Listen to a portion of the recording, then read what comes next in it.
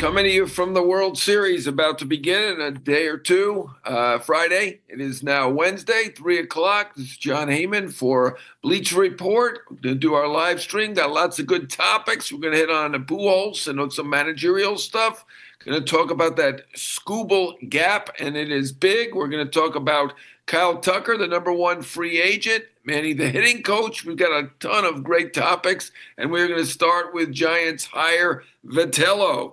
I guess we knew this was coming. Ken Rosenthal and company at The Athletic reported this a few days ago, and it appears like it will be official very, very soon. Tony Vitello, I've seen already at the University of Tennessee Twitter account has congratulated him, so I'm assuming they must know what they're talking about. And big news in San Francisco. Very, very interesting to see a college coach jump directly to the pros and be a manager of a Major League Baseball team, not any Major League Baseball team, a big market Major League Baseball team that is intent on winning. Now, I know they haven't done it a lot lately. They've been just average for the last few years, but this is a big market team. They'll spend a lot of money.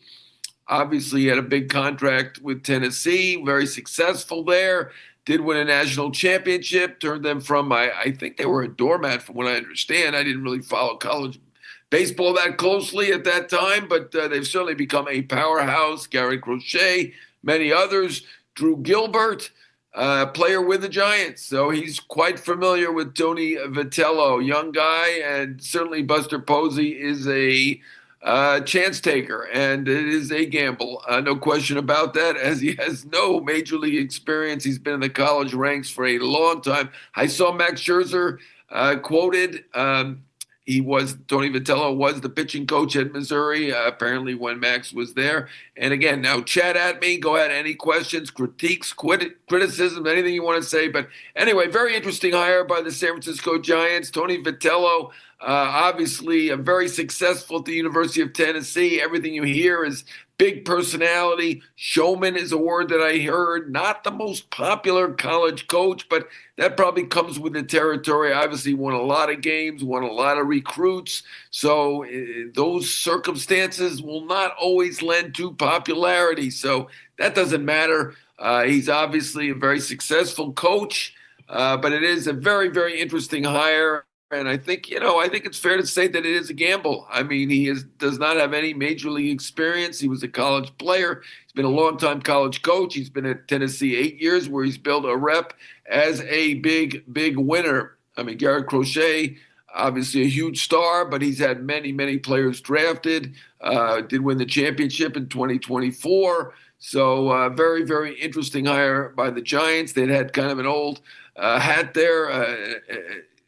In Bob Melvin. He'd been there for just a few years. He's managed now 5 teams, all on the West Coast, or at least in the Western time zone. And obviously Buster Posey decided he wanted to make a change. They didn't have a great year this year. They made the bold move to get Rafael Devers. Didn't quite do the trick for whatever reason. I do expect the Giants to be very aggressive in the offseason. Now we've had a couple of hires now. We've had the Angels obviously hiring a Kurt Suzuki, a little more traditional, though he doesn't have big managing experience. He was in the Angels front office, and he ended up getting the job. Pujols had been the first candidate there, and obviously it didn't work out. We're going to talk Pujols in a little while. So a lot of managerial stuff to talk about, but we've got some player stuff to talk about, and we're going to have some World Series stuff to talk about. Again, chat at me. Any questions? Happy to answer any and all, anything that you've got on your mind.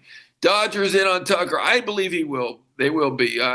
My word for that is expected to be in on Tucker. He is the number one free agent. They do like him very much. Obviously, we know their payroll is $400 million. They already have the best team. I would say the least of their strengths. They don't have any weaknesses, but the least of their strengths is probably in the outfield. I know that the bullpen has been the biggest concern in the postseason, but they're going to have Tanner Scott at full strength next year. If not, perhaps he could be ready for the World Series. We shall see. He was throwing and telling me that he'd like to. I don't know if he's going to be able to build up and be there, but we're going to talk a little World Series as well. But I do expect the Dodgers to be in on Tucker. There's a couple of caveats to that. Obviously, the CBA comes up after next year. We'll see. Now the Dodgers are at $400 million. One of the issues is, at least from the ownership standpoint, many of the owners want to get the cap. And if they get the cap, the Dodgers are going to have to do some unloading. I don't think the Dodgers are necessarily in favor of any kind of a cap, but I don't know if that's going to affect their behavior a year ahead, but it may. I mean, we shall see. The owners have tried for the cap before, so I'm not going to say they have a great likelihood of getting the cap, particularly if not every owner wants the cap.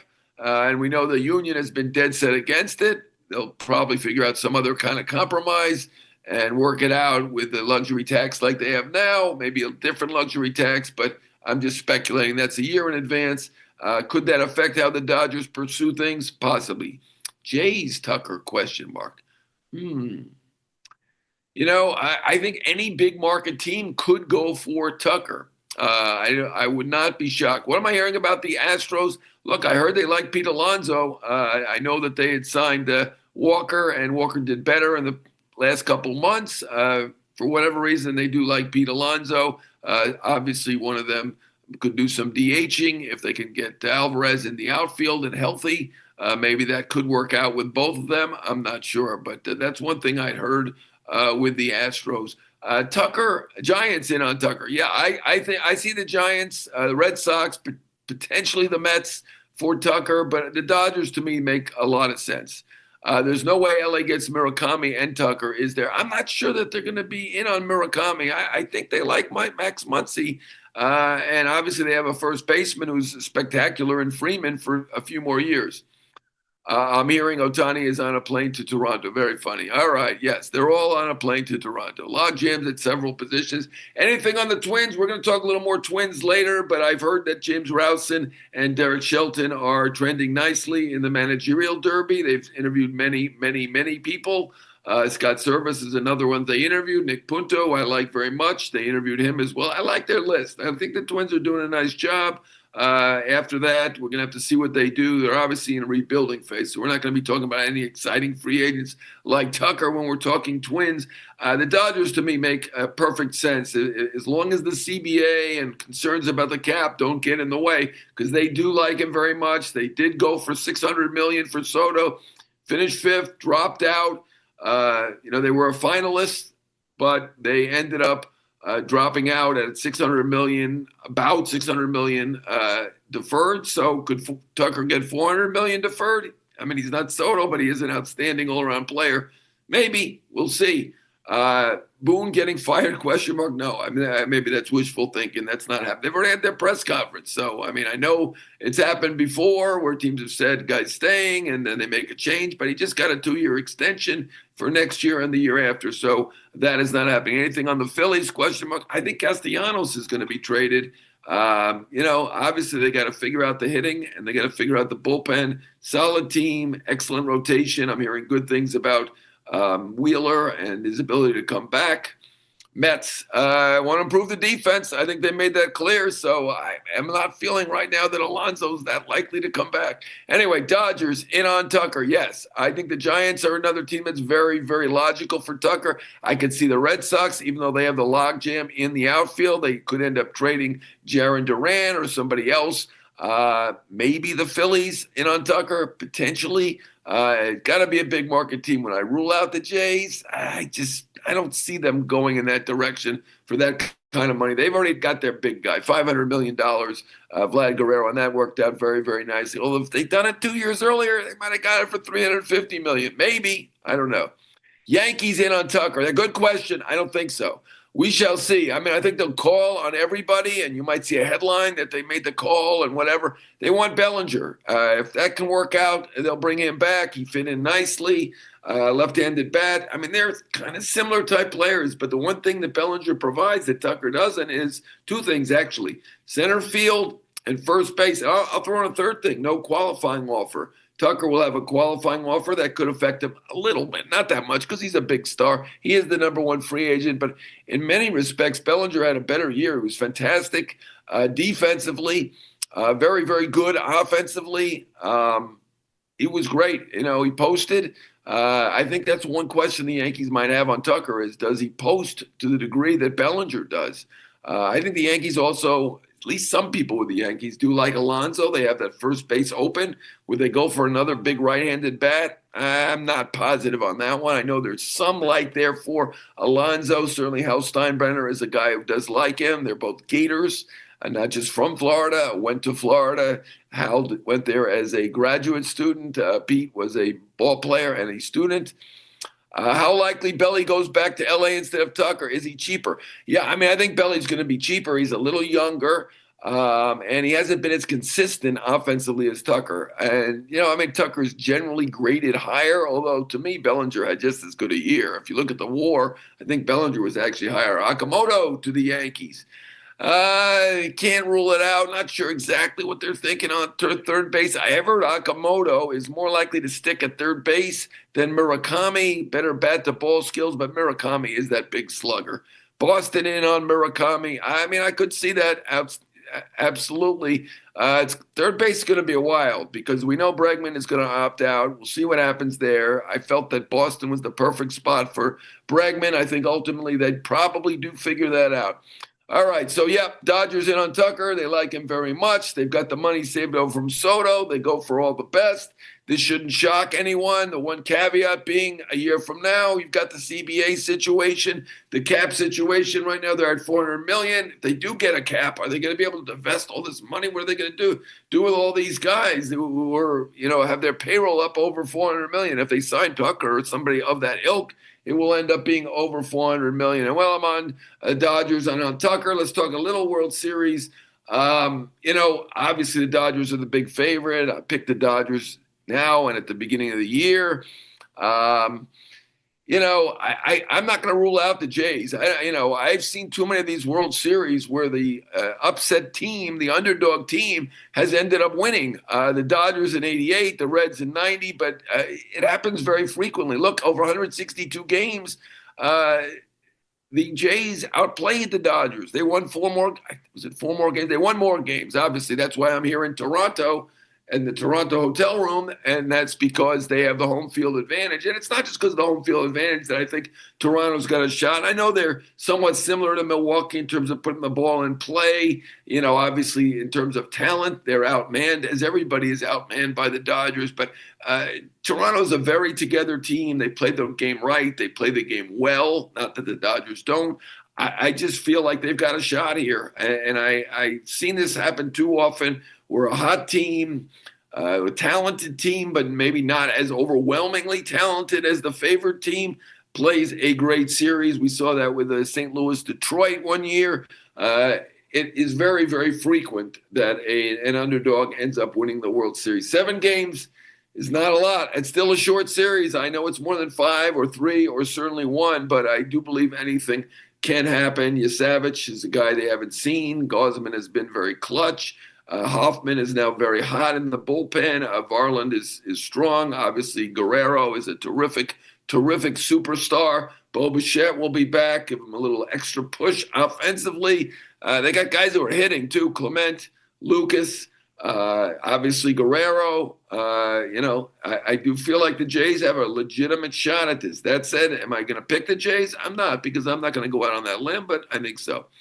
Anything with the Astros and trades for pitching? Well, I think they're going to lose Framber Valdez. So we'll see what they end up doing in terms of replenishing. Obviously, they've had a lot of injuries. They still have some good talent there with Hunter Brown and Javier and some of the others. But I could see them looking at a potential trade for pitcher. And there are going to be pitchers out on that market, whether it be a Joe Ryan, whether it be a Alcantara, Cabrera from the Marlins. There will be pitchers out there. Could Freddie Peralta be out there? Possibly. Dodgers bench coach, Lehman. I think Lehman could be a candidate somewhere. I don't know. I saw someone say Atlanta. I have not heard that, but maybe you've seen something on the internet. I figured that Walt Weiss was going to be a candidate in Atlanta. I'm not sure who else. They keep things very quiet there. All right. So Dodgers in on Tucker, absolutely. Are there any new pitchers available? Gore, Ryan Green. Yeah, I do think that Mackenzie Gore could be out there, provided that he's healthy. Certainly Ryan could be out there. The guys from the Marlins, as you mentioned, Freddie Peralta's a guy I would mention also. Other than Bregman, what are the best fits for the Red Sox? I mean, they need to get Bregman back, right? I mean, great defender, good leader. You got a young team, got that wall there. So right-handed bat, he's perfect for it. So I mean, he's the guy I think they should get. Now the Japanese guys are also third basemen, Murakami and Akamoto. Could they fit there potentially? We shall see. I don't know. To me, Bregman's the fit. So go sign Bregman. That one looks easy. That and Schwarber. To me, Schwarber should go back to the Phillies. Bregman should go back to the Red Sox.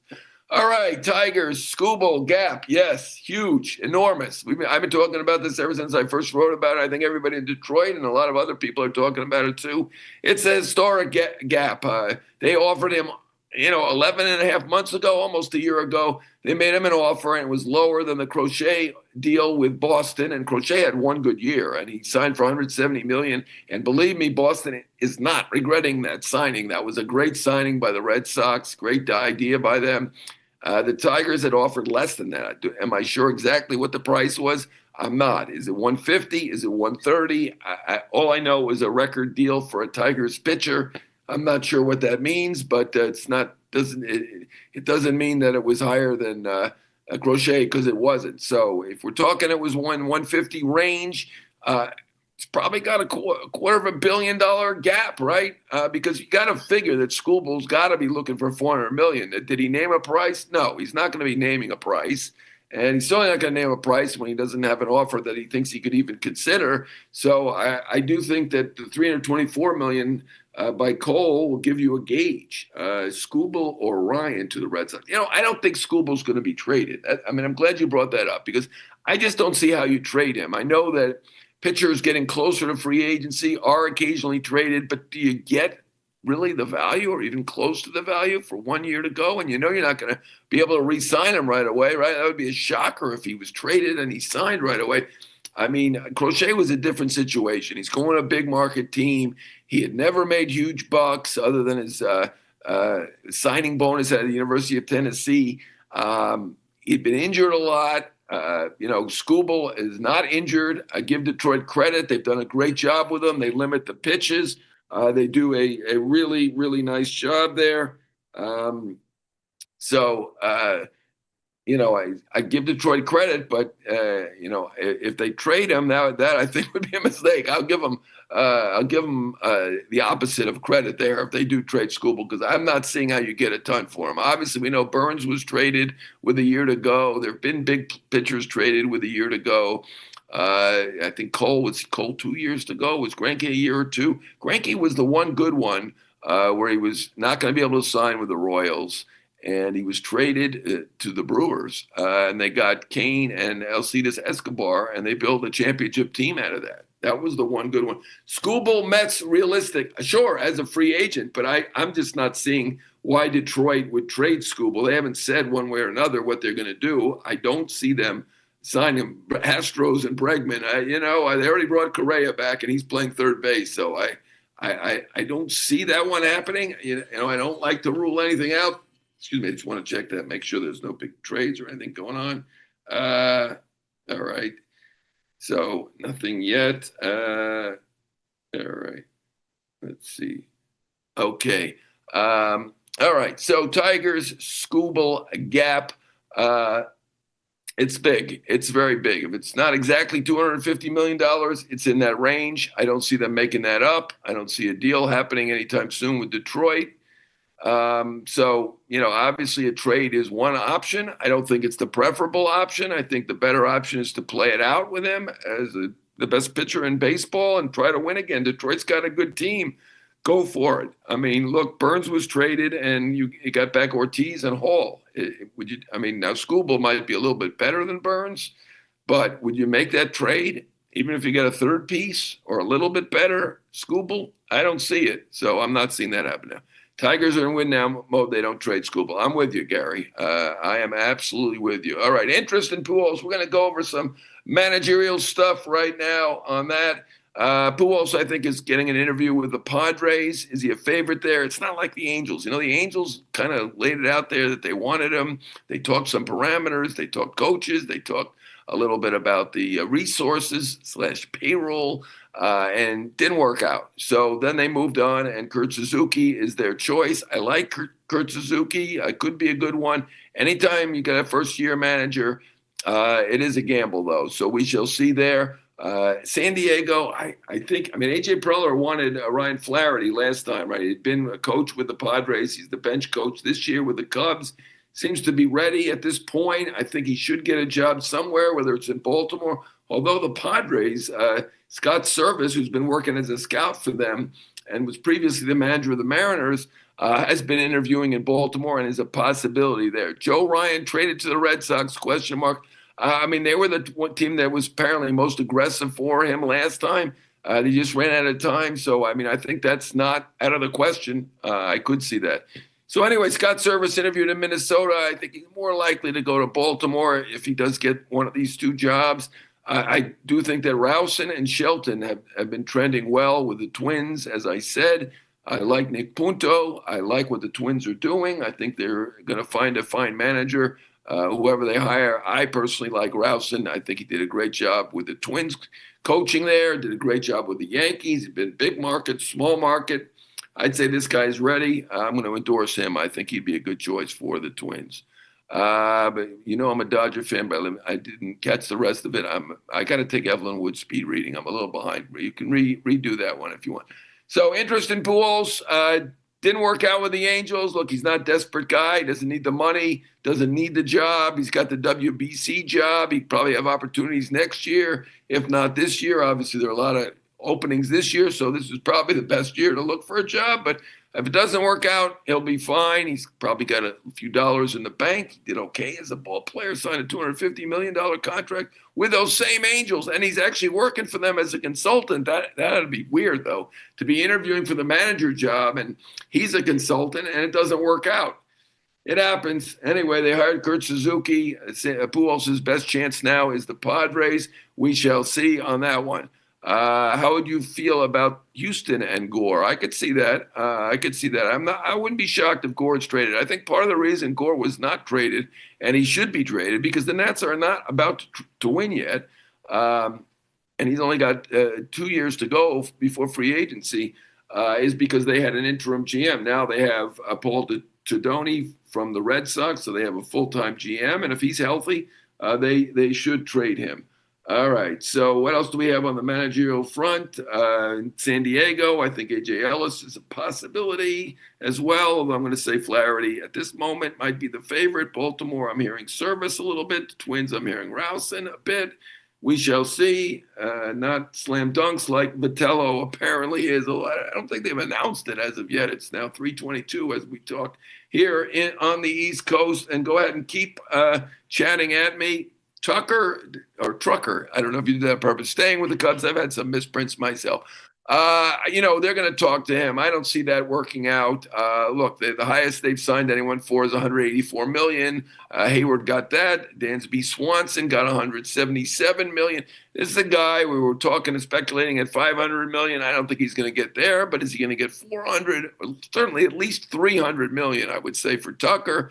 I don't see the Cubs doing that. Is it possible that he would do a deal like Bregman did, a shorter-term deal with multiple opt-outs because he didn't have his best year and had some injuries in the second half? I think that's possible. Under those circumstances, maybe the Cubs would do it. It didn't feel like there was really a connection there at the end with the fans. He didn't have a big second half. They had huge expectations, and it feels like he probably will be moving on.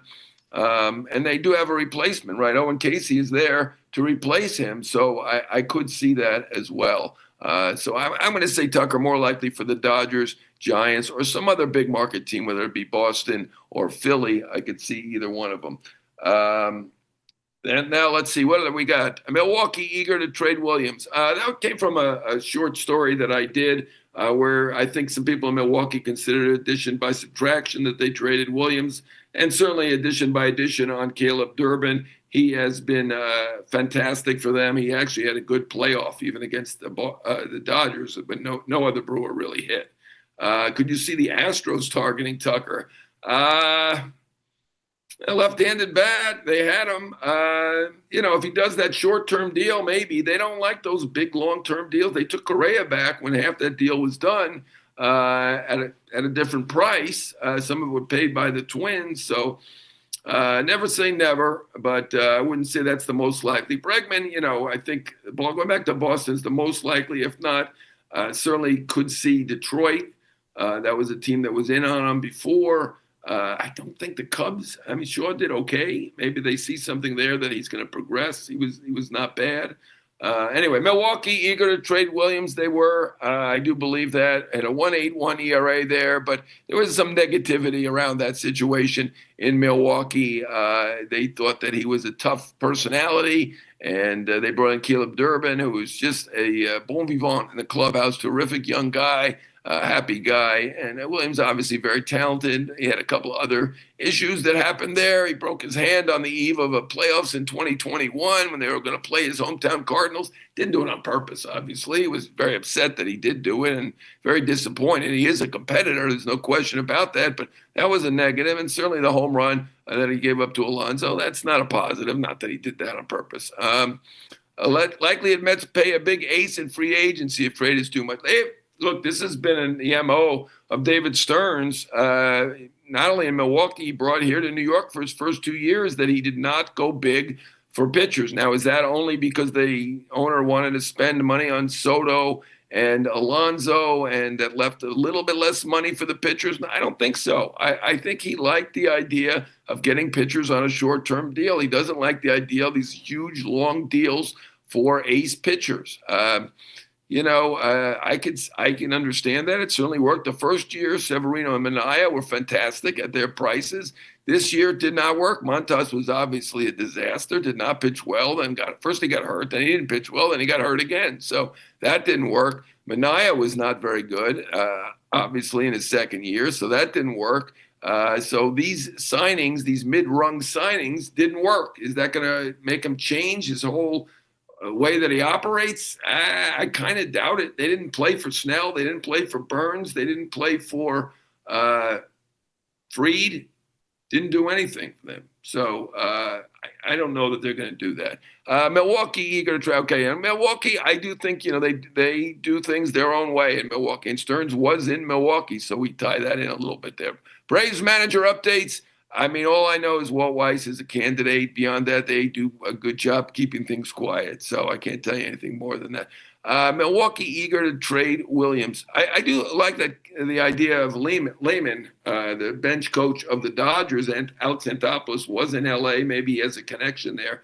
I could see that as a potential. I had not heard that because I checked about Lehman and the Twins and hadn't heard, really did not get a confirmation on that. He had been a Twins player in their organization, so I figured that could be a possibility. Is Dana Brown going to be aggressive this offseason? Well, look, that's more up to the owner, Jim Crane. He will decide how aggressive they're going to be, but they usually are fairly aggressive. They just don't go for those long deals. World Series prediction, I went Dodgers in 6, but as I said, I really see a threat from the Blue Jays. I think they're pretty darn good. Who do the Yankees need? Buxton with Stanton at DH? No, Stanton's the DH. Buxton, he doesn't want to go anywhere. That's what he told us the All-Star game. And then he did decline potential opportunities with the Braves, the Mets, and many others, I'm sure. Certainly any team that needs a center fielder like the Mets would be interested in Buxton. The Yankees I think they're covered. I don't think that Grisham will get the qualifying offer, so he's probably going to go. I think Spencer Jones should probably get a shot now. Dominguez is actually better in center. Bellinger can play center. So I think the Yankees are pretty well covered in center, so I don't see Buxton with the Yankees. I could see him with the Twins if he were willing to okay something. Let me go on the Brewers. I do think Freddie Peralta could be traded. Look, they traded Burns with a year ago. They have to pick up Peralta's option. I believe it's $8 million, and they will do that.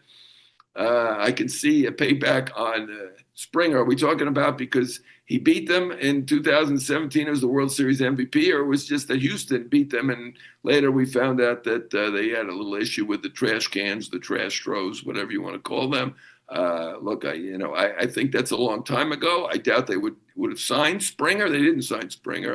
I don't think they're going to sign any players that were on the 2017 Astros in LA, but I don't know that there's going to be a payback in the World Series. That doesn't seem like something the Dodgers would.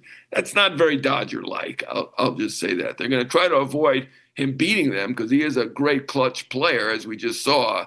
To do that with a bad knee after he was hit by pitch, to hit that 3-run homer that won that ALCS, fantastic job by Springer. You mean because he cheated? Well, okay. The Astros were caught cheating. That is true. I'm not going to pin it on one person now. Apparently, that's what that question was about. I don't think they're going to get retribution 8 years later. I don't see that happening. All right. Are the Dodgers on pace to three-peat? Let's get through the two-peat first. All right, the repeat. Peralta could be traded. I've heard they like Jordan Montgomery. They did trade for him in that deal with the Diamondbacks. He seemed to be kind of a throw-in to balance out the money or something like that. But I've heard that they do like him. I think they'll try to bring Woodruff back. I mean, this is the stuff the Brewers do, and they make it work. Murphy's such a fantastic manager. He can make anything work. All right, let's hit Manny, the hitting coach, before I go. I tweeted, I don't know, a week ago or something like that Manny Ramirez is sending out word that he wants to be a major league hitting coach. He is a savant. He is a great hitter, was a great hitter. I don't know that he has received any interest to this point. Does a great hitter make a great hitting coach? I don't know. Most of the hitting coaches were not only not of the ilk of Manny Ramirez, who's an all-time great hitter, but they usually aren't big stars at the major league level. Occasionally they are, right? I mean, I think Don Mattingly did some hitting coach, and he's here in Toronto in his first World Series. And let me do a shout out to Mattingly. I'm so pleased. What a great individual. I voted for him 15 straight times for the Hall of Fame. I hope he does still get in. He does deserve it. He was probably, if not the best, among the best players in the majors for 5 years running with the Yankees. And he was a manager for 12 years, 7 with the Marlins, 5 with the Dodgers, and a coach with the Dodgers, the Yankees, and the Jays. And this is his first World Series. I just had bad timing. Fantastic player, fantastic individual, fantastic coach.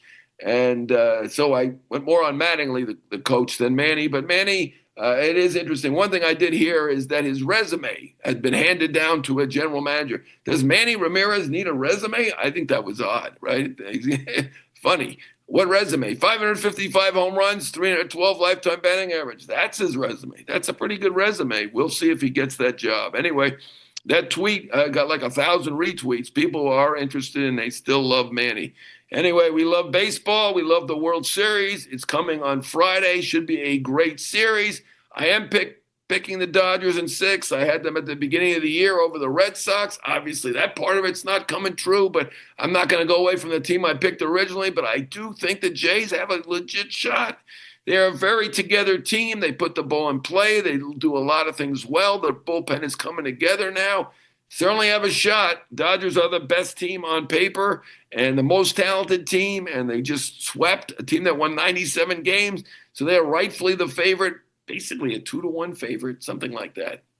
Anyway, thanks, John. Go Dodgers. Hey, it's not me. I had nothing to do with it. They're a great team. They do a great job. From Mark Walter to Dave Roberts, all the way on down.